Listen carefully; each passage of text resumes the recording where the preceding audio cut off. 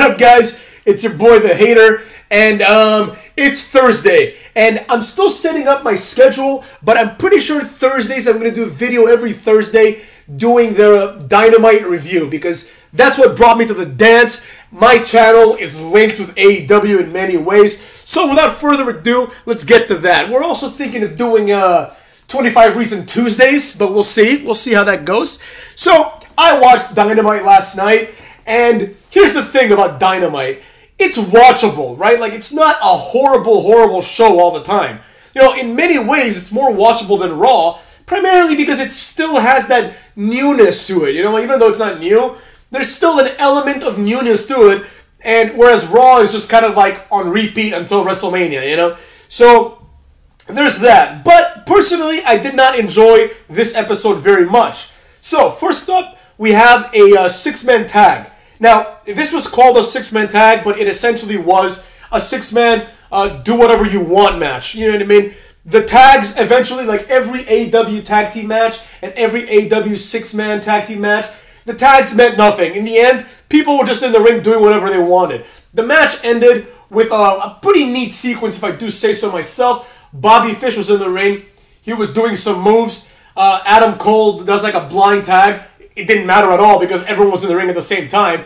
Bobby Fish takes out Luchasaurus by just pulling the ropes. Luchasaurus goes over the ropes. But it was so obvious. Like, Bobby Fish was like, come on, I'm going to pull the ropes, basically. Luchasaurus, like the bumbling idiot that he is, ran towards the ropes. Bobby Fish pulls the ropes. Luchasaurus just jumps over the ropes. You know, it really speaks to the level of wrestling in AEW. You know, Bobby Fish and some of these guys are okay. You know, they are NXT guys after all, you know. But Luchasaurus just isn't that good. He's athletic, but he doesn't, and in this case, I have to blame Bobby Fish as well. Bobby Fish pulled the ropes in the most telegraphed way possible. It's like, if anybody knew that's what he was going for, you know. And Luchasaurus, like a bumbling idiot, like every big man wrestler has to be like a bumbling idiot. They have to like run into things, you know what I mean? Because then the little guy has no chance against them. It's very silly. I don't like it. So he low bridges Luchasaurus. He gets out. Jungle Boy gets thrown out some other way. And then the other guy in the match, I forget who it was, to be honest. I don't even remember who the guy was. Adam Page, I guess? I don't know. But Jungle Boy, Adam Page gets thrown out some other way. Jungle Boy's in the ring. Basically, Kyle O'Reilly runs in. They do the high-low. Adam Cole gets the tag on Fish, hits the boom, and 1, 2, 3, that's it. You know? A complete waste of time. The match would have been good if they followed the six-man tag format. They didn't, so I didn't like it. But it is what it is. You know, like, for an opening match, it went a little too long for my taste, but, you know, it's a passable match. Next up, we have Bryan Danielson and Moxley versus Chuck Taylor and Wheeler Yuta. I mean, I don't understand what the big deal about Wheeler Yuta is, but I don't think it's ever going to happen, personally. Nevertheless, the match went on. Obviously, Bryan Danielson and Jon Moxley win, and they recruit Wheeler Yuta. Wheeler Yuta tries to shake William Regal's hand. William Regal slaps him in the face and says, come on, sunshine, you know, like he just slapped him for no reason, basically. Like, he's going to be their protege, their young boy now. It could be good, but it probably won't be, because Wheeler Yuta is not entertaining. So, there you go. And obviously the match was like a squash match. Somewhere in between, we have Bearcat appears. Bearcat appears, and Ricky Starks, who's like 50 times more talented than him, is like basically telling him, like, we're going to get you one day, you know? And Keith Lee doesn't do much. You know, like, he just does Keith Lee things. He's boring. Then Jericho Appreciation Society comes out. And actually, strangely enough, I really enjoyed this segment.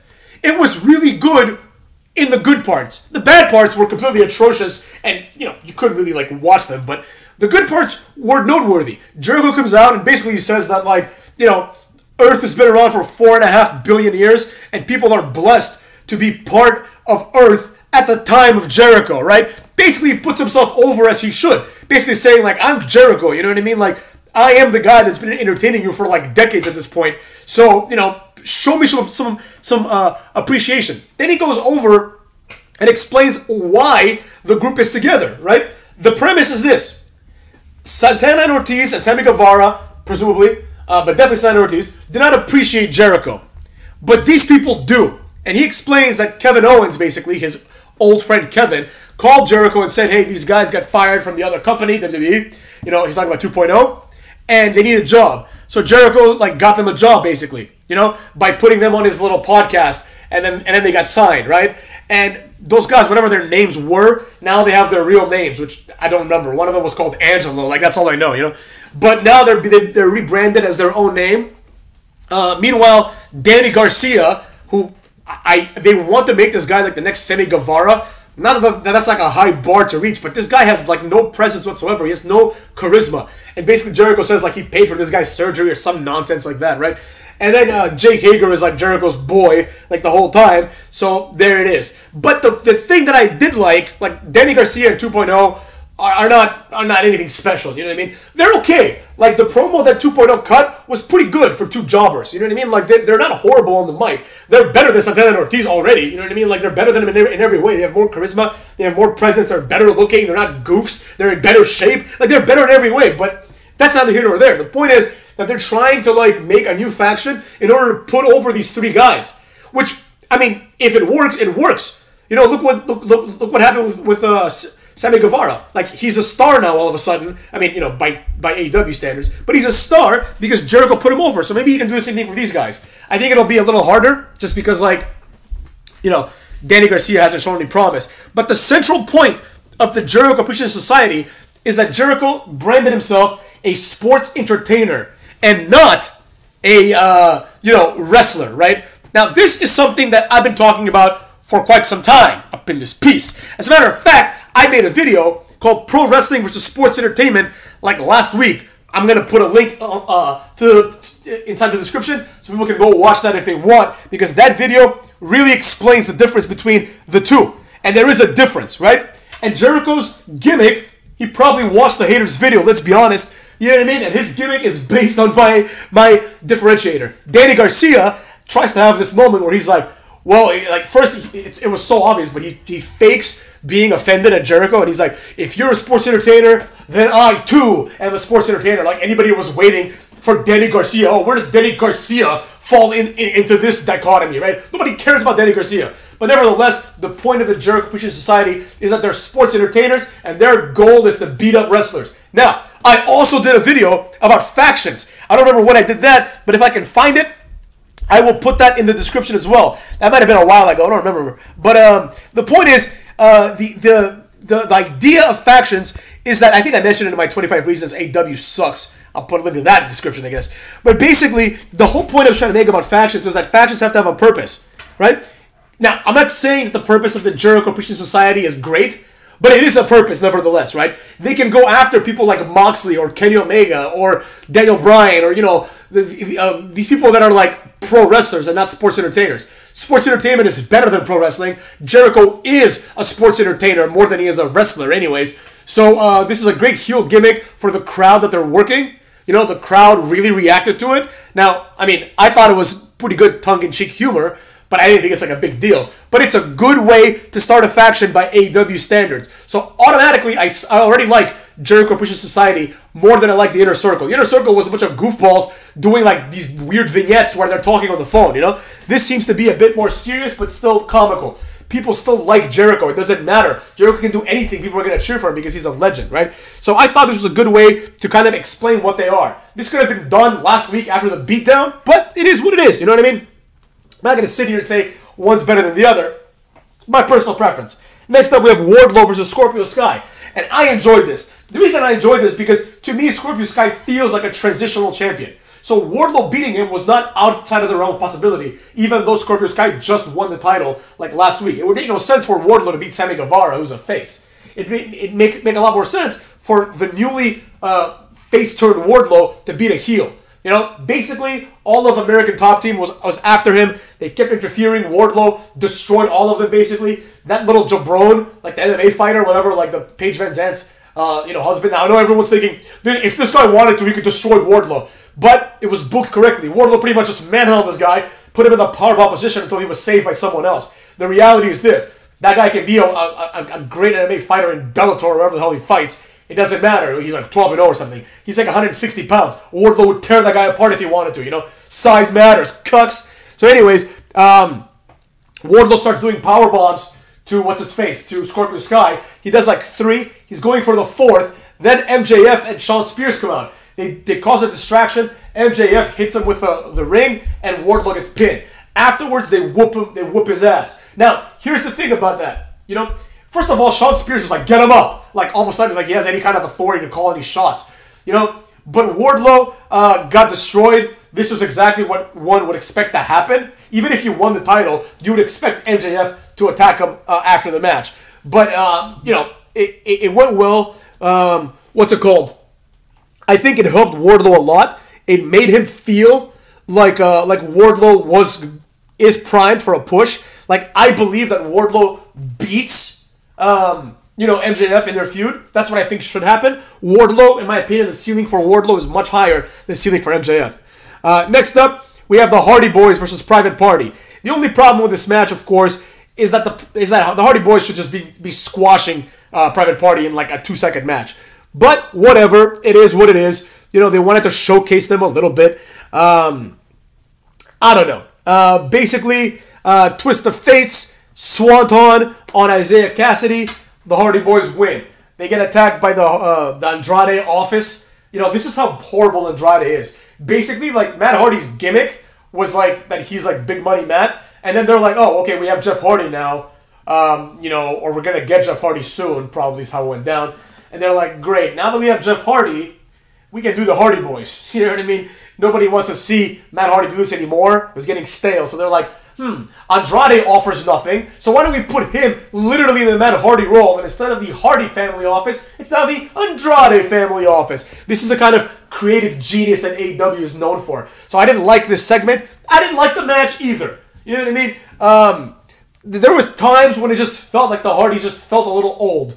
You know, they're not that old. They're in their 40s, so they can still go. I'm not saying they can't go. But it felt like Jeff Hardy specifically. He just felt uninspired, like he did these like low-impact moves. It just didn't seem like he cared, you know, which I understand. You know, I'm not like faulting him for it.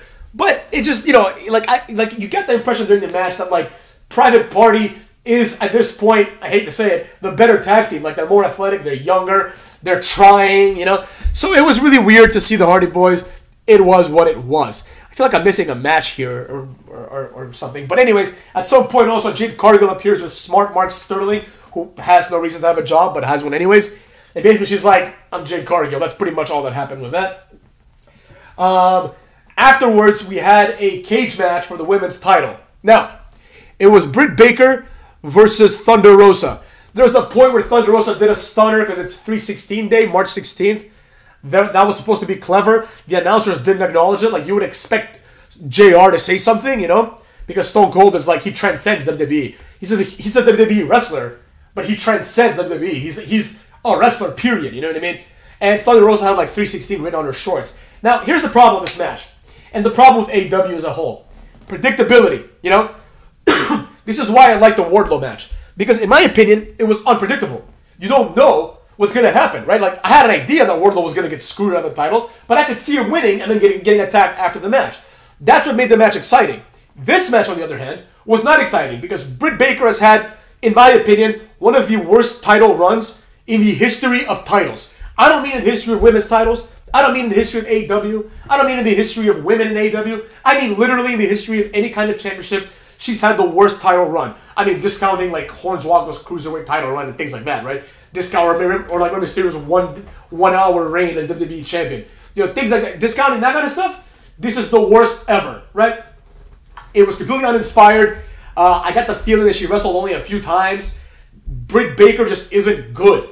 You know, she's an attractive girl, but that's about it. Like, she's not great in the ring. The whole, her saying DMD and pointing her finger down is not clever or smart or in any way related to her character. I mean, like, she just says that. It's supposed to be like a thing that people chant along with, but why? It's literally 3 letters at this point, you know? Like, it's just like RVD when he would say RVD. And at least that was his name. You know, this is part of her name. It's her title as a dentist. But, the fact that she's a dentist is not incorporated well into her character. She has the lockjaw, which should be called something else in my opinion. But, or maybe like the Novocaine, I don't know. But, like, the fact that she doesn't come out dressed as a dentist. She's not like Isaac Yank of DDS, right? She just happens to be a doctor. You know, it's just like Mark Sterling, who's supposed to be like a lawyer, but like he's more of an agent. You know, like the fact that his character as a lawyer is completely immaterial to the character itself, right? And there's a lot of this happens a lot, you know. But when it's done correctly, like for example, when you have like the lecherous Lothario, Eddie Guerrero, like Latino heat. You know, he acts like this, like playboy type. He acts like this playful, fun-loving guy who's all about the mamacitas. You know what I'm saying? Like, he acts that way. The character fits the way that he's behaving. Dr. Britt Baker doesn't do that. She does the curb stomp and does like a mandible claw. Dr. Britt Baker, what she should be doing is like trying to pull people's teeth out or something like that, or like trying to mess up their teeth. That'd be a good gimmick. She just tries to like, she did that for a while where she'll do the stomp when the person's like biting the bottom rope. The argument being that she's trying to like rearrange the person's teeth because one, she knows how, and two, because she's a dentist and that fits her character. But the thing that made this match predictable wasn't just the uninspired title run. It was also the fact that Thunderosa came out with like 5 female mariachis, or whatever the hell they're called, because they're playing the violin. I don't know if they constitute themselves as mariachis or mariachas. Fuck knows, right? But like, they came out and they played the little song. Thunderosa comes out. She like, you know, acknowledges the women playing the violin. They acknowledge her. The cage match starts. It was a main event, and because it was for the title, I understand that, but it just felt that because she got this grand entrance, that this was gonna be her moment. And it was. The match itself, I thought, was choppy, and it went on too long. Like, there's all these big spots that should have ended the match. Like, Britt Baker gets thrown on, like, this, like, pyramid of chairs, basically, that, like chairs stacked on chairs, stacked on chairs. And the bump didn't look that bad, but, like, you know, it was supposed to be a bad bump. It was supposed to be presented as this, like, bump that you don't escape, right? Then, like, Thunderosa hits the, what's it called, the Fire Thunder Driver on the thumbtacks, quote-unquote, but she didn't do it on the thumbtacks. Like, on purpose. She could have slammed it on the thumbtacks, but she didn't. You know, which I understand, because you don't want to hurt someone more than they have to get hurt. Like, these girls did get the thumbtacks. But it doesn't matter. The point is, the match was uninspired, it fell flat, and I don't see Thunder Rosa as a good champion. As a matter of fact, the women's division in AEW is so weak that not one of the champions has felt like a champion. Not one of them. Like Nyla Rose, I haven't seen her on TV in like years, right? Britt Baker, I could see her now wrestling on Dynamite like once or twice and then moving to Rampage, right? There's only room for like one woman in AEW, right? And they have like 1 million and they even have 2 titles. It doesn't make any sense, you know? Jade Cargill should just be double champion and that should be the end of that. There's no reason why she should be held back by the fact that she has the mid-card title, you know? Whatever. It is what it is. Who cares? By the way, what happened to Ruby Soho? You know? What happened to her? She was supposed to be this big deal. She won like the women's battle royal thing, and then nobody cares. Like, is she still with the company? Like, I don't even know. Point is, the show was not good. I did not like the matches for the most part. The Wardlow match was okay, but only because of like the fact that it was unpredictable. In terms of like actual match quality, there weren't that many good matches. And furthermore, there weren't that many matches, period. Somehow, I don't know what happened in this show. Maybe I must have missed something, but it just felt like a show that took forever, but where nothing really happened. You know? And that's a problem that I think needs to be addressed sooner rather than later, if you ask me, because a lot of these matches were a complete waste of time. I get it. You want people to see Jon Moxley and Daniel Bryan, but like, it doesn't matter if they're wrestling Wheeler Yuta. This was maybe one of the more excusable matches, just because of the fact that Wheeler Yuta might get something out of this. For me, segment of the night was the Jericho Appreciation Society, and the worst part of the night, I have to say it. I don't like saying it, but I have to say it. The Hardy Boys. Hardy Boys versus Private Party. I didn't enjoy it. Jeff Hardy's debut just didn't feel like a big deal for some reason. You know, it's been done to death. You know, the amount of, like, I don't think there's any wrestler that has returned more. There is Sasha Banks. But aside from Sasha Banks, there's no wrestler that has returned more than Jeff Hardy. And there's definitely no wrestler that has debuted more than Jeff Hardy. Like, this guy's been bouncing from company to company since, like, the early 2000s. You know, when he first left WWE, and he went to, like, whatever, NWA, TNA, whatever it was called back then. You know, and he had, like, an uneventful run. Then he came back. Then he left again. Then he left again. And then he left again. Right? And that's what he did with Broken Hardys. Then he left again for WWE. And then he left for AEW. And in between this, he also debuted at like ROH and like, you know, the indies and things like that. So every time this happens, it loses gravitas. Right? Like, let's think about the best moments in modern wrestling history. I would say that for some reason, I feel like a lot of them are TNA moments. Why? I'll tell you why. Because, for example, the Dudley Boys going to TNA is a huge deal. These are the Dudley Boys. They're like the best tag team in the world. You know, Raw was experimenting with like Crime Time and other like someone like the Highlanders, you know, like a bunch of jobbers. But TNA had the Dudley Boys. They have the Dudley Boys. Christian Cage debuting. You know, that's a big jump. It's a big get, right? Kurt Angle debuting. Like you know, changing shows, going to TNA. That's a big deal. And then, to a lesser extent, when the novelty wore off, people like Booker T coming in just didn't feel as big. Even though Booker T is a huge star, he was buried enough in WWE, number one. And two, perhaps most importantly, the fact is that since so many people jumped ship, Booker T jumping ship just felt like par for the course, right? Hulk Hogan, that's a big moment. Hulk Hogan going to WCW and then to TNA, that's huge, right? Hulk Hogan coming back to WWE, that's huge. Because it's Hulk Hogan, you know? But even then, like if Hulk Hogan debuted again, it'd be like, whatever, who cares? Like if Hulk Hogan came to AEW, who cares? You pretty much get one. You get one flip, right? Or at least one meaningful flip. So Hulk Hogan going from WWE, like decades before to WCW, and then going to TNA is huge because it was supposed to be a big deal, both in terms of ratings and in terms of like the structure of the product. And then Sting, that's one of the big ones. Sting foregoing to go to WWE and then going to WCW. Goldberg coming to WWE, huge deal. Shawn Michaels coming out of retirement and having like the best part of his career ahead of him. That was a huge deal, right? Even to a tiny extent, Sting going to WWE fell flat because we already saw him in TNA and he was still like somewhat in his prime. Like he was still operating on a very high level. So it's like it doesn't really feel as that big of a deal. You know what I mean? So that's the thing. Sting coming to AEW doesn't feel like a big deal at all. You know, he's like 60 now, and it doesn't matter. You know? So that's what I'm saying. Jeff Hardy, unfortunately, he's not on the level of Shawn Michaels or Sting. He's a B-plus player, a very solid B-plus player, but he's a B-plus player, and now he's being treated as a tag team guy in his like 9th return in his career, or 9th debut in his career. You know? So it doesn't feel that strong. So to me, that was the worst segment. Best segment, I have to give it to Jericho once again. I'm not going to sit here and be like Jericho reinvented himself. He didn't. But he did something that he didn't have to do. He could have coasted with, you know, the Inner Circle, but he's a man that wants to challenge himself. He wants to do new things. He wants to put people over. And if Jericho can put over Danny Garcia in 2.0, like imagine if one day the fat guy from 2.0, or even the other guy, or even Danny Garcia, any one of these three jobbers, if one of these guys becomes like world champion in any capacity, right? Like imagine just like the scintilla of a chance, like a 0.001% chance that one of the 2.0 guys gets re-signed by WWE and becomes a world champion. Just imagine that. Like it's like a Jinder Mahal type push, becomes a world champion. That's going to go down as credited to Jericho for even giving them a shot. And if that happens, there's no disputing that Jericho is the greatest person in the history of wrestling. That's what he's working towards now. Jericho is working towards being the legitimate GOAT. And in my opinion, I hate to say it, but an argument, a very strong and solid argument, can be made that Jericho is the best wrestler of all time because of the things that he continues to do. Jericho does not slow down. Jericho tries to improve whatever he's doing. Jericho tries, sometimes unsuccessfully, like the Paymaker is not a reinvention, but he tries. He's not like, for example, like if you compare it to like Randy Orton, who's just been boring Randy Orton the whole time. Oh, like now he's in a tag team with Matt Riddle. Oh, he was in a tag team with Edge. Who cares?